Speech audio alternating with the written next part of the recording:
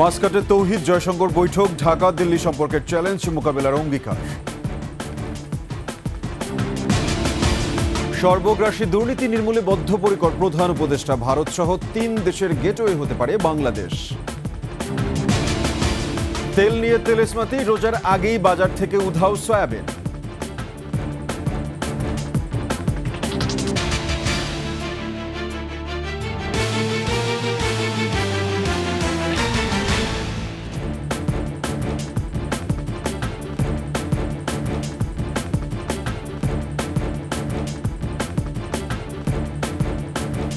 শুনছিলেন সংবাদ শিরোনাম, আমন্ত্রণ 21 সংবাদে, সাথে আছে আমি সাব্বির আহমেদ। দর্শক, 21 টেলিভিশনের সংবাদ একই সাথে সরাসরি দেখতে পাবেন আমাদের ফেসবুক পেজ www.facebook.com/2124 অনলাইনে। এছাড়া সাবস্ক্রাইব করতে পারেন www.youtube.com/@21etv চ্যানেলে। ঢাকা দিল্লি সম্পর্কের চ্যালেঞ্জ মোকাবেলায় কাজ করতে একমত হয়েছে বাংলাদেশ ও ভারত। ওমানের মাস্কাটে পররাষ্ট্র উপদেষ্টা মোহাম্মদ তৌহিদ হোসেন ও ভারতের পররাষ্ট্রমন্ত্রী এস জয়শঙ্করের মধ্যে বৈঠকে পারস্পরিক উদ্বেগ এবং স্বার্থ সংশ্লিষ্ট দ্বিপক্ষীয় বিষয়ে আলোচনা হয়েছে। গঙ্গা পানি বন্টন চুক্তি নবায়ন ও সীমান্ত সমস্যা বিষয়ে গুরুত্ব দেন পররাষ্ট্র উপদেষ্টা। আকবর হোসেন সুমনের রিপোর্ট, জানাচ্ছেন খুরশিদ আলম। ইন্ডিয়ান ওশান কনফারেন্সের পার্শ্ব বৈঠকে বসেন ভারতের পররাষ্ট্রমন্ত্রী এস জয়শঙ্কর ও বাংলাদেশের পররাষ্ট্র উপদেষ্টা তৌহিদ হোসেন। প্রায় আধা ঘন্টার এই বৈঠকে দুই দেশের সম্পর্কে দেখা দেওয়া চ্যালেঞ্জগুলো দূর করতে কাজ করার উপর গুরুত্ব দিয়েছে ঢাকা দিল্লি। পররাষ্ট্র উপদেষ্টা তৌহিদ হোসেন গঙ্গা পানি চুক্তি নবায়নের জন্য আলোচনা শুরুর উপর জোর দেন। সার্ক স্থায়ী কমিটির বৈঠক আয়োজনের গুরুত্ব তুলে ধরে এ বিষয়ে ভারত সরকারকে বিবেচনার অনুরোধ করেন। এছাড়া উভয় পক্ষই আগামী 18-20 ফেব্রুয়ারি নয়াদিল্লিতে দুই দেশের বর্ডার গার্ড ফোর্সের মহাপরিচালক পর্যায়ের বৈঠকে সীমান্ত সম্পর্কিত বিভিন্ন সমস্যা নিয়ে আলোচনা এবং সমাধানের পথ তৈরি হবে বলেও আশা করেন। এদিকে এই সাক্ষাৎ নিয়ে সামাজিক যোগাযোগ মাধ্যম এক্স হ্যান্ডেলের পোস্টে জয়শঙ্কর বলেন, আলোচনায় দ্বিপক্ষীয় বিষয়ে অগ্রাধিকার দেওয়া হয়েছে, যেখানে বিমস্টেক নিয়ে আলোচনা হয়েছে। Khurshid Alam, desk report, 21 television. বাংলাদেশের ক্ষমতাচ্যুত প্রধানমন্ত্রী শেখ হাসিনাকে মোদি সরকার ভারতে আশ্রয় দিলেও দেশটির 50% বেশি মানুষের অবস্থান এ সিদ্ধান্তের বিপক্ষে। আর দেশটির উত্তর পূর্বাঞ্চলীয় রাজ্য বা 7 সিস্টার্সের আরও বেশি মানুষ হাসিনাকে ভারতে চায় না। সম্প্রতি ভারতীয় গণমাধ্যম ইন্ডিয়া টুডের জরিপে উঠে আসে এসব তথ্য। এতে বলা হয়, ভারতের মানুষ শেখ হাসিনাকে আশ্রয় দেওয়ার চেয়ে বাংলাদেশের সঙ্গে সম্পর্ককে উন্নয়নই বেশি প্রাধান্য দিচ্ছে। বিস্তারিত দুলি মল্লিকের ডেস্ক রিপোর্টে। গণ অভ্যুত্থানের মুখে ক্ষমতাচ্যুত হয়ে গেল 5 আগস্ট দেশ ছেড়ে পালিয়ে ভারতে আশ্রয় নেন শেখ হাসিনা। ভারতের ক্ষমতাসীন নরেন্দ্র মোদীর সরকার তাকে আশ্রয় দিলেও দেশটির মানুষ আসলে বিষয়টিকে কিভাবে দেখছে, মোদী সরকারের সিদ্ধান্তের সঙ্গে আসলে কত মানুষ একমত, এমন প্রশ্নের উত্তর মিলেছে সম্প্রতি ভারতীয় গণমাধ্যম দ্য ইন্ডিয়া টুডের জরিপে। জরিপের ফল বলছে, শেখ হাসিনাকে ঘনিষ্ঠ মিত্র মনে করে আশ্রয় দেওয়াকে সঠিক মনে করছে 37.6% মানুষ। তবে এর বিপরীতে বাংলাদেশের সঙ্গে সম্পর্ক উন্নত করতে তাকে বাংলাদেশে প্রত্যর্পণ বা অন্য দেশে পাঠানোর পক্ষে মত দিয়েছেন 50.2% মানুষ। জরিপে মত দেয়া থেকে বিরত ছিলেন 12% মানুষ। আর দেশটির উত্তর পূর্ব রাজ্যগুলোর ক্ষেত্রে অন্তত 70% মানুষ শেখ হাসিনাকে ভারতে চায় না। শেখ হাসিনার ক্ষমতাচ্যুতির পর থেকে দুদেশের মধ্যে অস্থিরতা চলমান রয়েছে, কূটনৈতিক সম্পর্কে সৃষ্টি হয়েছে বিরোধ। দুলি মল্লিক, ডেস্ক রিপোর্ট, 21 টেলিভিশন।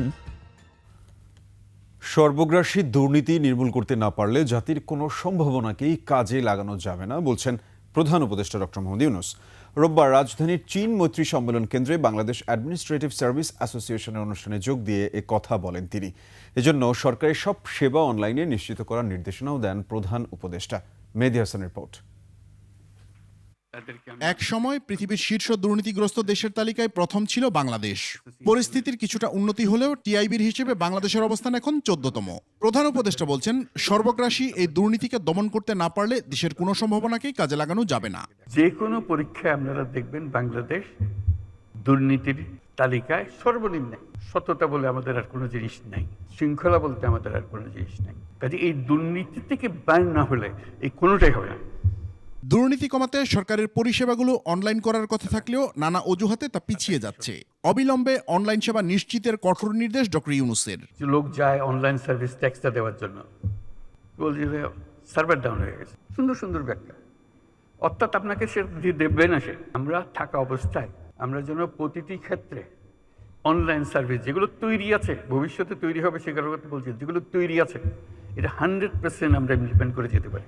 এর আগে ভৌগোলিক সুবিধা কাজে লাগিয়ে বাংলাদেশ কিভাবে নেপাল, ভুটান ও ভারতের 7 সিস্টার্সের গেটওয়ে হতে পারে তা তুলে ধরেন প্রধান উপদেষ্টা। এজন্য ভারতের সহযোগিতার উপর গুরুত্ব আরোপ করেন তিনি। শুধু প্রতিবেশী দেশের সঙ্গে একটা সম্পর্ক করা, যাতে করে আমরা এই 40 মাইল বা যে দূরত্বটুকু দুই দেশের মধ্যে আছে, নেপাল আর বাংলাদেশের মধ্যে, ওটুকু অতিক্রম করা। আর কিচ্ছু না, ওরা এক পায়ে খাড়া। নেপাল বারে বারে বলছে আমাদের এটা নিয়ে যাও, আমরা এক পায়ে খাড়া নেবার জন্য। মাঝখানে ওইটুকু পথ অতিক্রম করার সুযোগ আমাদের এখন দেওয়া হচ্ছে না। আশা করি তাদেরই কারণে, তাদের অর্থনৈতিক কারণে সেটা আমাদেরকে দেবে। জনশক্তিতে পরিণত করতে পারলে বর্ধিত জনসংখ্যা কোনো বোঝা নয় বলেও উল্লেখ করেন ডক্টর ইউনূস। প্রতি মাসে সেটা আমরা ফলাফল প্রকাশ করব। মেহেদী হাসান, 21 টেলিভিশন, ঢাকা। স্বৈরাচার আওয়ামী লীগ দেশের অর্থনীতি, উন্নয়ন, নির্বাচনী ব্যবস্থা সব ধ্বংস করে গেছে বলে মন্তব্য করেছেন বিএনপির ভারপ্রাপ্ত চেয়ারম্যান তারেক রহমান। 31 দফা বাস্তবায়নের মাধ্যমে 15 বছরের ধ্বংসযজ্ঞ থেকে দেশকে পুনর্গঠন করারও আহ্বান জানান তিনি। নড়াইল প্রতিনিধি ফরহাদ খানের সহায়তায় আরও জানাচ্ছেন সমর ইসলাম। নড়াইল সরকারি উচ্চ বিদ্যালয় মাঠে জেলা বিএনপির দ্বিবার্ষিক সম্মেলন। সকাল থেকেই নেতাকর্মীরা জড়ো হন সম্মেলনস্থলে। জেলা বিএনপির সভাপতি বিশ্বাস জাহাঙ্গীর আলমের সভাপতিত্বে সম্মেলন উদ্বোধন করেন চেয়ারপারসনের উপদেষ্টা আমানুল্লাহ আমান। এই কাউন্সিল অনুষ্ঠিত হতে যাচ্ছে। পরে ভার্চুয়ালি যুক্ত হয়ে বক্তব্য দেন দলের ভারপ্রাপ্ত চেয়ারম্যান তারেক রহমান। বলেন, 31 দফার মাধ্যমে দেশ ও রাষ্ট্র কাঠামোকে মেরামত করতে হবে। কিভাবে দেশকে আমরা আবার সামনের দিকে এগিয়ে নিয়ে যাব তার একটি পরিকল্পনা দেশের মানুষের সামনে আমরা উপস্থাপন করেছি। ভোটের অধিকার সহ সব ক্ষেত্রে দেশকে এগিয়ে নিতে বিএনপির ভূমিকার কথাও তুলে ধরেন তারেক রহমান। শিক্ষার ব্যাপারে হোক, স্বাস্থ্যের ব্যাপারে হোক, অর্থনীতির ক্ষেত্রে হোক, ভোটের অধিকারের ক্ষেত্রে হোক, প্রত্যেকটি ক্ষেত্রে কম বেশি আপনাদের দল বিএনপি, বাংলাদেশ জাতীয়তাবাদী দলের অবদান আছে। বাংলাদেশের মানুষ বিএনপির দিকে তাকিয়ে আছে। তাদের সে আস্থার মর্যাদা রাখতে নেতাকর্মীদের আহ্বান জানান বিএনপির ভারপ্রাপ্ত চেয়ারম্যান। আজকে সময় এসেছে দেশকে আবার পুনর্গঠন করার জন্য ঝাঁপিয়ে পড়তে হবে আমাদেরকে। সমর ইসলাম, 21 টেলিভিশন। রমজানের আগেই বাজার থেকে উধাও সয়াবিন তেল, বাড়তি দামেও মিলছে না সয়াবিন। এমন পরিস্থিতিতে রমজানে ভোজ্য তেল নিয়ে নতুন শঙ্কা তৈরি হয়েছে। এজন্য তেল আমদানিকারক সিন্ডিকেটকে দায়ী করছেন খুচরা দোকানি ও ভোক্তারা। এদিকে ভোজ্য তেলের সংকট থাকলেও ছোলা, খেজুর সহ অন্যান্য পণ্যের পর্যাপ্ত সরবরাহ রয়েছে বাজারে। মেহেদী হাসানের রিপোর্ট। আর কদিন বাদেই শুরু হবে রমজান মাস। এ সময় ইফতার তৈরি সহ বিভিন্ন কারণে ভোজ্য তেলের চাহিদা বাড়ে। সেই সুযোগ নিয়ে থাকেন অসাধু ব্যবসায়ীরা। পর্যাপ্ত সরবরাহ সত্ত্বেও বাড়িয়ে দেন দাম। তবে এবারের চিত্র ভিন্ন। রমজানের আগেই বাজার থেকে উধাও সয়াবিন তেল। রেট আছে 852 টাকা, কিন্তু ডিলার কথা কেনা লাগে আমাকে একই রেট কিনি, তারপরে দিয়ে মাল পাওয়া যায় না। আমার ফ্রেশ এটা প্রতিদিন মনে করেন আমার 8-10 টন প্রতিদিন 2-3টা গাড়ি থাকি। কিন্তু যেমন মনে করেন রূপচাঁদা, মানে নাম বলার মানে রূপচাঁদা আছে, তীর আছে, এগুলো তো সচরাচর দিচ্ছে না। যারা ডিস্ট্রিবিউটার আছে ওরা তো টাকা দেওয়া আছে কোম্পানির কাছে, কোনো কোম্পানি মাল দিতে আসে না। যা পুষ্টি কোম্পানি দিত আর ফ্রেশ কোম্পানি দিত, প্রতিদিনকে 100 কার্টন এরকম করে দিত, এখন ওইটাও দেওয়া বন্ধ করে দিচ্ছে। দেশে ভোজ্য তেলের বার্ষিক চাহিদা 20 থেকে 22 লাখ টন। রমজান মাসে স্বাভাবিকের চেয়ে চাহিদা বাড়ে প্রায় 3 লাখ টন। ভোক্তারা বলছেন, স্বৈরাচার বিদায় হলেও ব্যবসায়ী সিন্ডিকেট এখনো বহাল তবিয়তে থাকায় ভোজ্য তেলের বাজারে এমন অরাজকতা। সামনে রমজান, হয়তো কিছুদিন যদি আটকে রাখেন আপনারা ভালো ব্যবসা করতে পারবেন, এই চিন্তা ভাবনার কারণে আসলে মার্কেটে তেল নেই। এগুলি সব সিন্ডিকেট করে রাখছে, লাভ নেই এটা করে।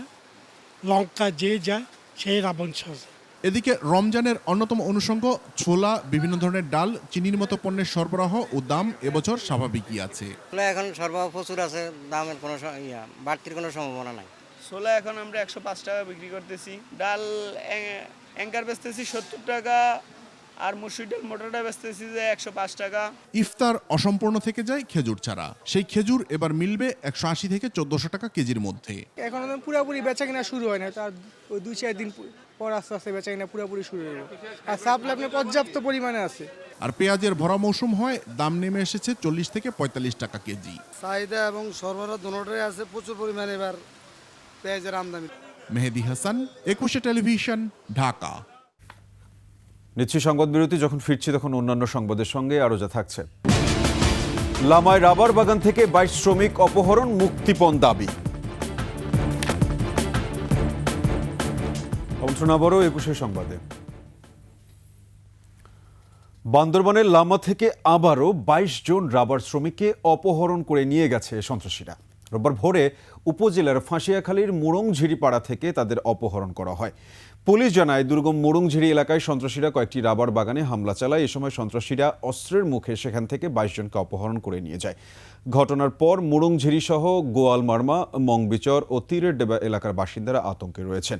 মুরংঝিরি এলাকার রাবার বাগানের মালিক শাহজাহানের বাগান থেকে 12 জনকে নিয়ে যায় সন্ত্রাসী। তার মুঠোফোনে ফোন করে 6 লাখ টাকা মুক্তিপণ দাবি করে বলে জানান তিনি। গত 1 ফেব্রুয়ারি একই উপজেলার সরইয়ের লিংপুং থেকে 7 শ্রমিককে অপহরণ করেছিল সন্ত্রাসীরা। পরে যৌথ বাহিনীর অভিযানের মুখে তাদের ছেড়ে দেয়া হয়। হারিয়ে যাচ্ছে রঙিন শৈশব। খোলা আকাশের নিচে বা সবুজ মাঠে খেলা নয়, প্রযুক্তি নিয়ে ঘরবন্দি কাটছে রাজধানীর বেশিরভাগ শিশুর জীবন। বিশেষজ্ঞরা বলছেন, ঘরে থাকায় শিশুদের সামাজিক দক্ষতা যাচ্ছে কমে, বাড়ছে মানসিক চাপ, হতাশা, সংকুচিত হয়ে পড়ছে তাদের মনোসামাজিক বিকাশের জায়গা। মুশফিকা নাজনীনের বিশেষ রিপোর্ট, ক্যামেরায় ছিলেন জনি রোজারিও। বিকেল 4:30। ছোট্ট রিদা ও রাইফার এখন মাঠে খেলার কথা, কিন্তু ওদের মোহাম্মদপুরে বাসার কাছে কোনো মাঠ নেই। ফলে দুবোনের বিকেলটা কাটে মন খারাপ করে বারান্দায়, কখনো বা মোবাইল ফোনে বা বই পড়ে। আমরা যখন নিচে যাই তখন আমরা খেলতে পারি না, তখন তো গাড়ি গুড়া থাকে, তখন তখন তখন তখন তো আমরা হচ্ছে যে খেলার জায়গায় পাই না।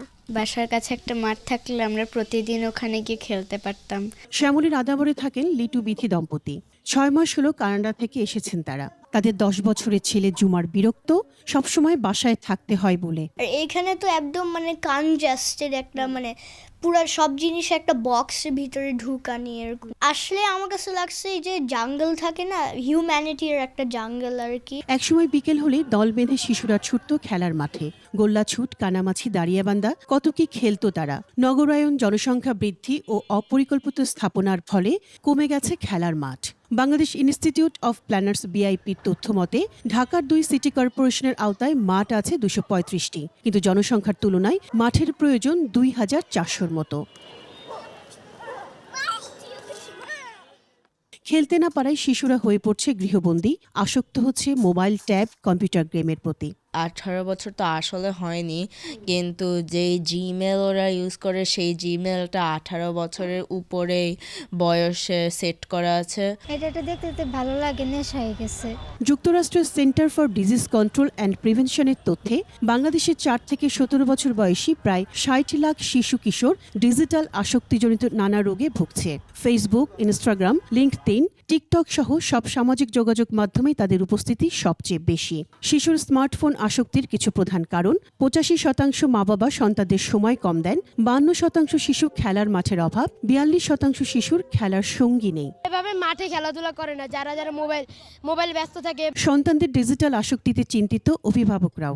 দৌড়াদৌড়ি, খেলাখেলিটা হলে যেটা পরিশ্রম হতো, শরীরে হতো, ওটা তো আর মোবাইল দেখে, টিভি দেখে হচ্ছে না। আরেকটা মানুষের সাথে কিভাবে কথা বলতে হয়, কিভাবে বাক্য বিনিময় করতে হয়, সৌহার্দ্যপূর্ণ সম্পর্ক তৈরি করতে হয়, এই জিনিসটা আসলে তারা শিখতে পারতেছে না। যতটুকু ক্লাসে থেকে তার চেয়ে মূল টাইম স্পেন্ড করে হলো আপনার ডিভাইসে।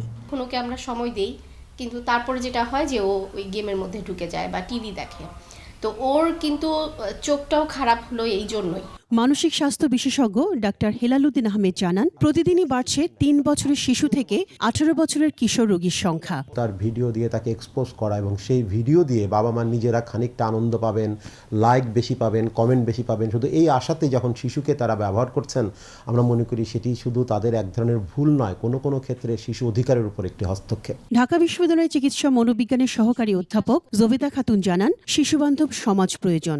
তাকে আপনি মাঠে নিয়ে যাচ্ছেন না, তাকে বন্ধু বানাতে দিচ্ছেন না, তাকে শুধু পড়াশোনা করাচ্ছেন, তাহলে কি হবে? এই বাচ্চাটা আপাতত দেখলে মনে হবে যে ভালোভাবে বেড়ে উঠছে, একটু পরেই বুঝতে পারবেন যে একটা অসুস্থ, বিশেষ করে মানসিক এবং শারীরিকভাবে অসুস্থ একটা মানুষ তৈরি হলো। তার মতে, শিশুর মানসিক শারীরিক বিকাশে সামাজিক যোগাযোগ মাধ্যমের কিছু জায়গা এখনই কঠোরভাবে নিয়ন্ত্রণ করা দরকার। বা আমাকে দেখতে হবে কি ব্যবহার করছে। মুশফিকা নাজনীন, 21 টেলিভিশন, ঢাকা। অমর 21 বইমেলার খবর।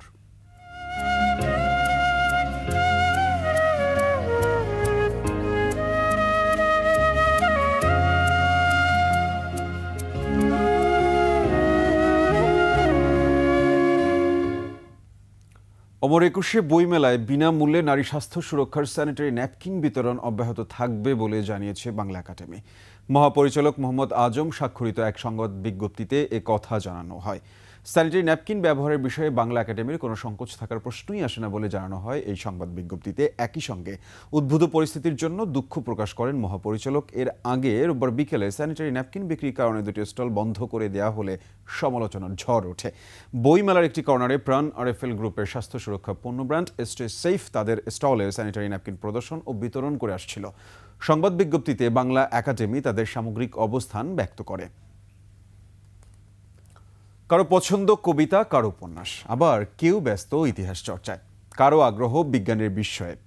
রূপকথা হোক বা বাস্তবতা, বইয়ের যেমন শেষ নেই তেমনি শেষ নেই পাঠকের পছন্দেরও। তবে লেখক গবেষকরা বলছেন, জ্ঞান ও মননের বিকাশে বইয়ের বৈচিত্র্যই বিভিন্ন ধরনের পাঠকের আকর্ষণ করে। বইমেলা ঘুরে আরও জানাচ্ছেন মানিক শিকদার। বইমেলা শুধু বই বিক্রির মধ্যেই সীমাবদ্ধ নয়, জড়িয়ে আছে গণরাজনৈতিক, সাংস্কৃতিক ঐতিহ্য ও ইতিহাস। মাসব্যাপী এ মেলায় প্রতিদিনই অসংখ্য পাঠক, দর্শনার্থী ছুটে আসেন নিজের পছন্দের বই সংগ্রহ করতে। বিভিন্ন স্টল ঘুরে ঘুরে কিনছেন প্রিয় লেখক বা প্রিয় বিষয়ের বই। এটা হচ্ছে ড্রয়িং বই, আরো অনেক বই কিনছি। ইতিহাসের বইগুলো বেশ ভালো লাগে। পাঠকের চাহিদা ও সমকালীন প্রসঙ্গকে প্রাধান্য দিয়েছেন প্রকাশকরা। আবার কেউ কেউ নতুন বই ও ভিন্নধর্মী লেখনী নিয়ে এসেছেন এবারের মেলায়। ইতিহাস ভিত্তিক বইগুলি সবাই চাচ্ছে, যারাই আসছে বাচ্চাদের বই না কিনলে কিন্তু উপন্যাসের দিকে কেউ যাচ্ছে না। মননশীল লেখনীর পাশাপাশি বাস্তববাদী, বিজ্ঞান, প্রযুক্তি ও গবেষণাধর্মী বইয়ের প্রতি জোর দেওয়ার আহ্বান লেখক ও গবেষকদের। বাইরের বই শুধু অনুবাদ না, আমাদের যে বইগুলো আছে, আমাদের ঐতিহ্য বাংলা যেগুলো আছে, এগুলোও যদি অনুবাদের দিকে মন ঝুঁকে, তাইলে এই বইগুলো বাইরে যাবে। আমি তো আমার জন্য লিখি, তাহলে আমার এলাকার জন্য, আমার দেশের জন্য আমি কি লিখতেছি? এই যে মুন্সিগঞ্জের মেয়ে লিখিত, এটাকে আমি মনে করি যে এটাই আমার শ্রেষ্ঠ কাজ। কল্পনার জগৎ সৃষ্টি না হলে আপনি বাস্তব জগতে কখনো সফল হতে পারবেন না। অনুবাদ ও গবেষণা সাহিত্যের প্রতি আগ্রহ বাড়ছে তরুণদের। গ্রিক পুরাণ এটা নিব। ১৬তম দিনে মেলায় যুক্ত হয়েছে ১০৪টি নতুন বই। এখন পর্যন্ত নতুন বইয়ের সংখ্যা ১৫০১টি। গল্প, কবিতা, উপন্যাসের পাশাপাশি গবেষণাধর্মী বই, ইতিহাস বইয়ের প্রতিও আগ্রহ বাড়ছে এ প্রজন্মের পাঠকদের। তাই লেখক প্রকাশকরা এসব বইয়ের প্রকাশের প্রতিও আগ্রহী হয়ে উঠছেন। তবে কবি সাহিত্যিকরা বলছেন, সৃজনশীল বইয়েরও বিশেষ গুরুত্ব রয়েছে। মানিক শিকদার, 21 টেলিভিশন, ঢাকা। এর সাথে শেষ করছে 21 সংবাদ। যাবার আগে সংবাদ শিরোনামগুলো আরও একবার। মাস্কাটে তৌহিদ জয়শঙ্কর বৈঠক, ঢাকা দিল্লি সম্পর্কের চ্যালেঞ্জ মোকাবেলার অঙ্গীকার। সর্বগ্রাসী দুর্নীতি নির্মূলে বদ্ধপরিকর প্রধান উপদেষ্টা, ভারত সহ 3 দেশের গেটওয়ে হতে পারে বাংলাদেশ। তেল নিয়ে তেলেসমাতি, রোজার আগেই বাজার থেকে উধাও সয়াবিন।